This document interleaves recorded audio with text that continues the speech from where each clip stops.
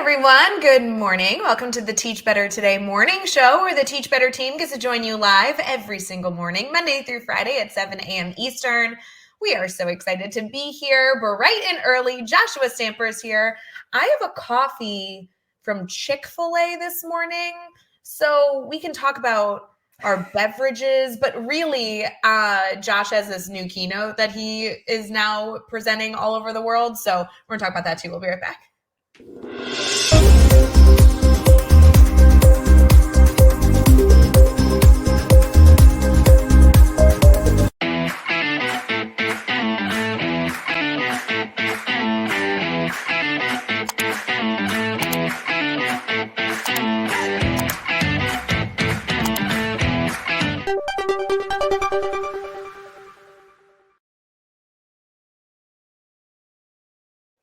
Hey everyone, good morning. My name is Ray Hewart. Joshua _Stamper is here. How are you, Josh? Oh, wonderful. I don't have Chick-fil-A coffee, but I'm doing wonderful. Good. With my own Papa Rob's coffee. But, that's just my preference. Yeah, I do have a question about said coffee. Your coffee is from like a legit, incredible coffee place. Yes. I don't think that Chick-fil-A is really a coffee place. They just offer a frozen coffee that tastes like coffee ice cream. Like that's really what it tastes like. Is coffee still coffee if it's actually just sugar and milk? No, I always give folks, like my mom has milk with a little bit of coffee. Like that's essentially, or creamer with a little bit of coffee. My mic is like all over the place right now. I'm going to be like, hello. You're falling apart, right? I am totally falling apart, guys. I'm falling apart. With my coffee ice cream. It's too early. It is too early.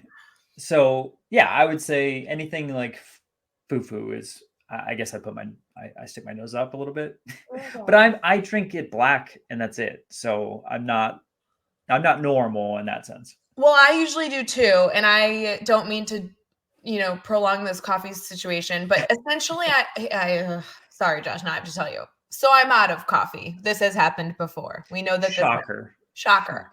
But I live in a community that if you go to the clubhouse, you can get free coffee. Like it's like you have a code because you live in that community and and it's not just free coffee. It's like a machine that can make like a latte, like fancy smancy, whatever. There's even like a chai latte option. Anywho, I only know this because I walked down there twice today. Once because I didn't know you had to bring your own cup, which makes sense. So I went back and I got a cup. Sure. However, then, even though I had the code, I couldn't for the life of me figure out how to get the coffee out of the machine. It's like your microphone just falling apart. I'm literally... So I was there twice with a mug, pushing buttons. I entered numbers. I tapped everything I could. I sure hope there's a video camera somewhere that caught all that. Just here comes Ray again. Right. So then I gave up and I'm like, okay, I'm clearly not getting coffee here today. I'm gonna ask in the future, next time I'm here, can someone teach me how to use this machine, whatever. Sure. But there was no one there. So I was like, there's no one to ask. So as I'm walking back, this person walks by me with a coffee mug. And I was like, oh man, I bet he knows how to get the coffee out of the machine. So you stalked the guy and just watched what he did? I couldn't. I was like, it's too creepy if I like walk by and then like awkwardly follow him back into the building. I was just... It's like following someone to get their parking spot. Yeah. Well, or like follow. Yeah. It was just a little too much that I either had to engage with him to be like, hi, good morning. I'm so glad it's 5 a.m. My name's Ray. Will you show me how to use the coffee maker? Or I just needed to like put my head down and quit. And that's what I did. That's what you did. You just tucked tail and slinked away. So I'm not saying I won't ever buy coffee, but in theory, if there's free coffee right there, I would like the opportunity to at least take advantage of that on occasion. I would say that it's free for everybody else but you, Ray, since you don't know how to work the machine. Seriously. And like, that was actually a part of I was being stubborn. The machine said it costs $1. And I'm like, I know that it's free. Like I have a code. Right. And if I have this code, clearly I am like, high rolling. So I entered the code. It didn't work, but someday I will get coffee. But Someday. So anyway, coffee ice cream, anyone? It's a good alternative. Probably give you a sugar high to get you through your day. Yeah, I'm glad we focused on this for 5 minutes. This feels really productive. Anyone that listens when I'm on the show, I will talk coffee all day long. I know. Can we give a shout out? Can we give a shout out to your coffee sponsor that you have on the Aspire to Lead podcast? Oh, Papa Rob's Coffee, yes. So he's an amazing guy. So Rob is in the Texas area. Of course, I had to move away to Colorado, but I still order and it gets shipped to our family. And so yeah, we love what he does in his coffee. So yeah, shout out to him.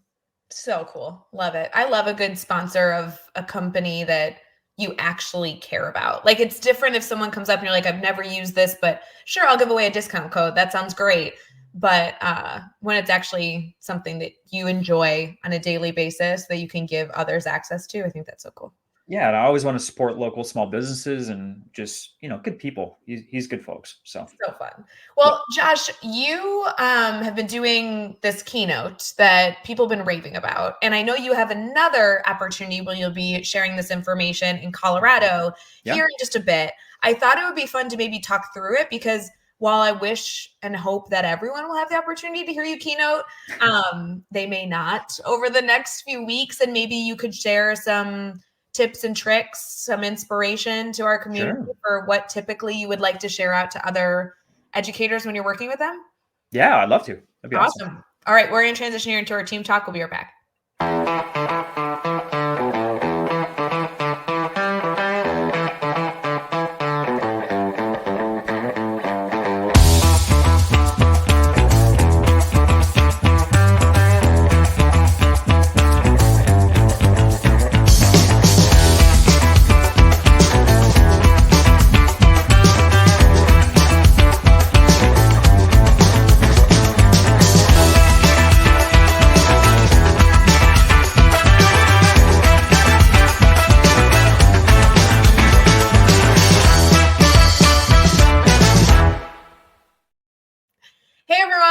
To the Teach Better Today morning show. We are diving into Joshua Stamper's head because he works with so many different leadership teams. He's constantly coaching educators. And all of you already know this because he's not only on the Teach Better Today morning show on a constant basis, but he also runs our admin mastermind program that meets every Tuesday. He supports our podcast network.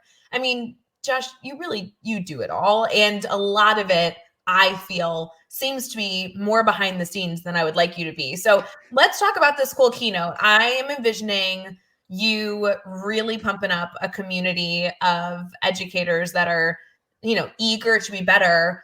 Tell us a little about the topic that you've been presenting most recently.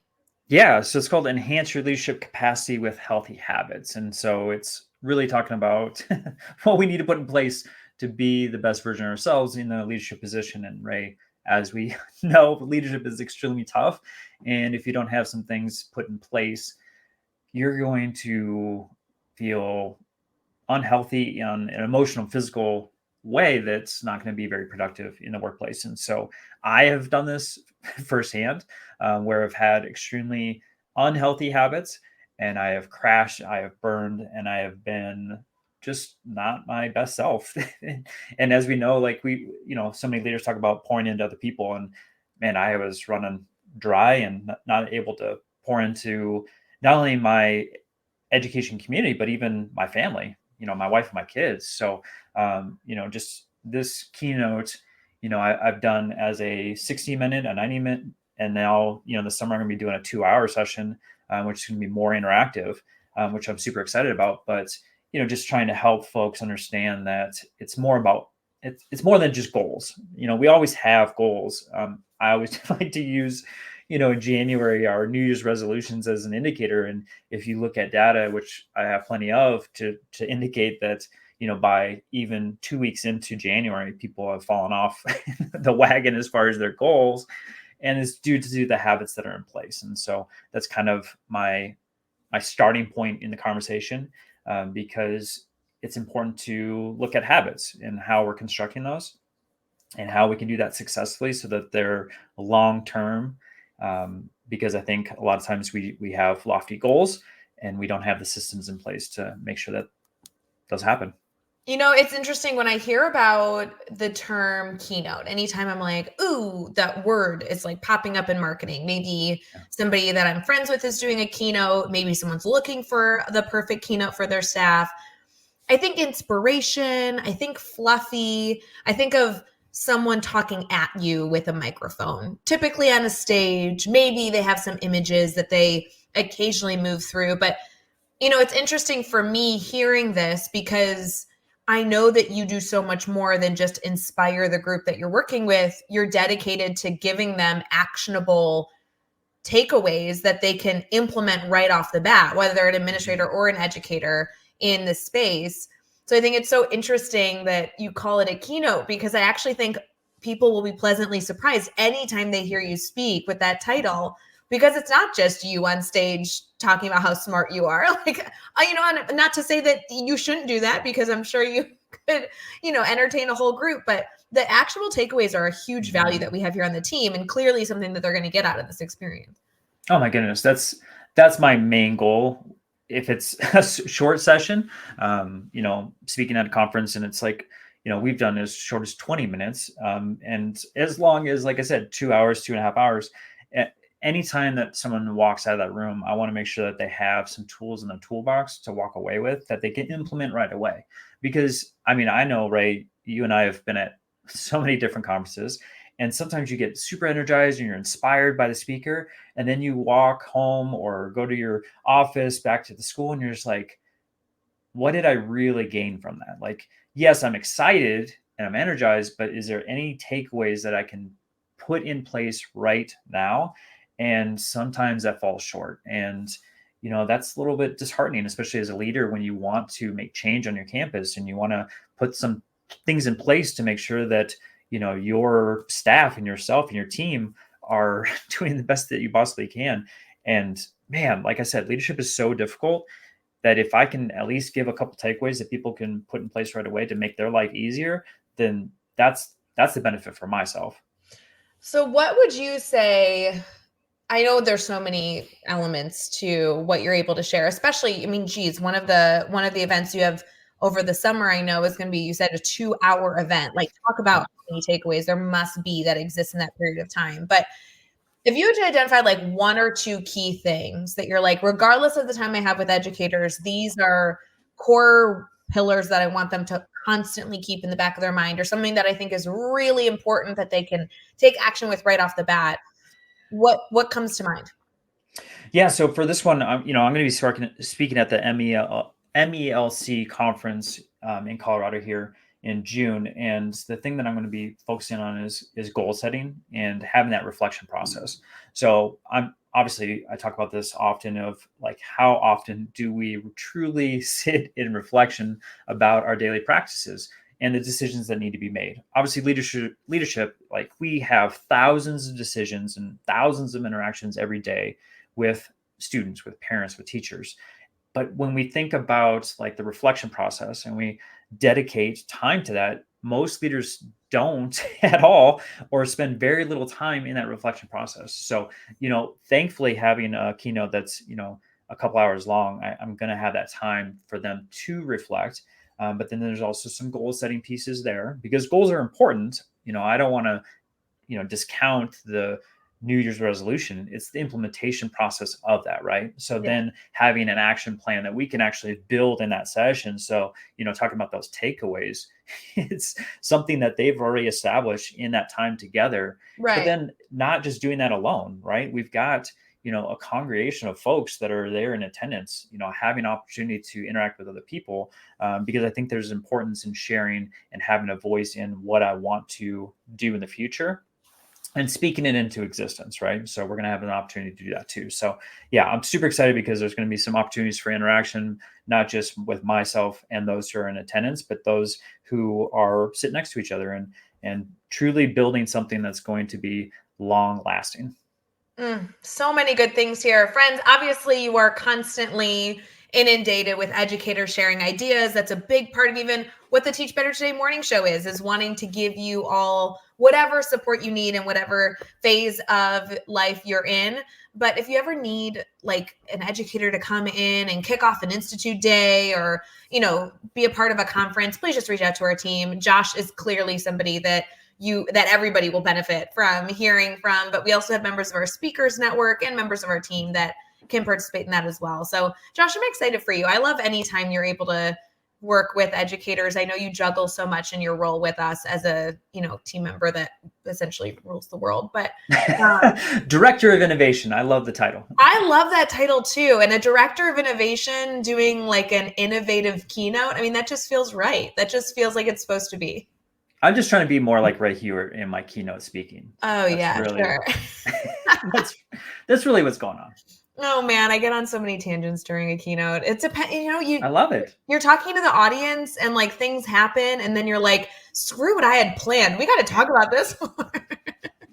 That's the version of Ray Hewitt that I love the most, is when you get on the tangent, you got to deviate from where you were going to go. So fun. Well, Josh, I'm glad that you were able to highlight one of the many opportunities that you have to support teachers. Super excited about this event in June specifically. And for anyone here, if you want to head to that conference, maybe it's close to you, you should reach out to Josh, obviously, anytime for more information. And Josh, I hope you have a good morning. This is a good way to start the day. Oh my goodness. Anytime I get to hang out with Ray Hewitt, I mean, that just makes my day so much more entertaining. Well, I'm glad that you have a good cup of coffee, because I'm just going to go continue with my day with a sugar high. But friends, we hope you have a great day. We love you, Oodles. Let us know if you need anything. We'll see you next time on Teach Better Today. Hey, Teach Better community. Thank you so much for joining the Teach Better Today morning show every single weekday at 7 a.m. Eastern. We have so many resources for you outside of this live stream at teachbetter.com, including blogs, podcasts, and professional development that will bring our team to your school. Wherever you are listening from this morning, please make sure you are sharing and celebrating the incredible educators in this world. And hey, if you are listening over on a podcast to Teach Better Talk, we would love a 5-star review. The comments are always so entertaining. We'll see you tomorrow.